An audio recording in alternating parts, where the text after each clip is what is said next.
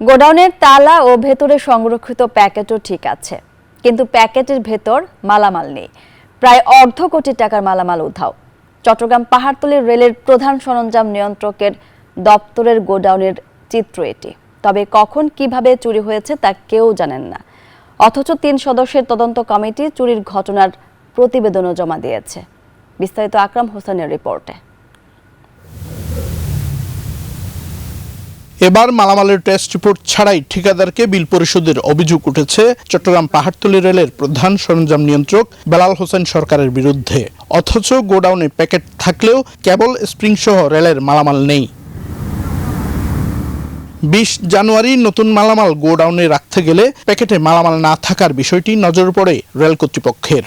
নিয়ম অনুযায়ী মালামাল প্রধান সরঞ্জাম নিয়ন্ত্রকের নিয়ন্ত্রণাধীন 7 দিন থাকার কথা থাকলেও প্রায় 3 মাস পর জানা গেল মালামাল উধাও, যার মূল্য প্রায় অর্ধ কোটি টাকা। এরই মধ্যে চুরি উল্লেখ করে প্রতিবেদনও জমা দিয়েছে রেলের তদন্ত কমিটি। অথচ এমন ঘটনার কারণ জানে না কেউ।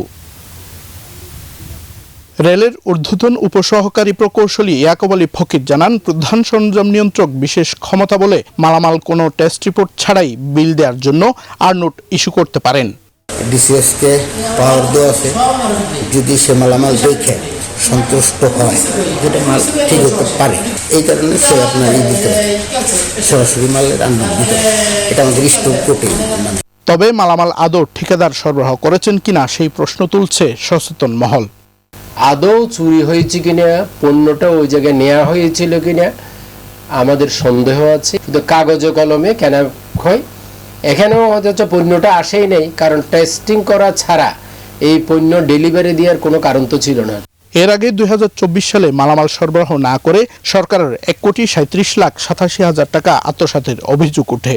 এই ঘটনায় পাহাড়তলীর সাবেক সরঞ্জাম নিয়ন্ত্রক সহ 10 কর্মকর্তার বিরুদ্ধে মামলাও করে দুদক।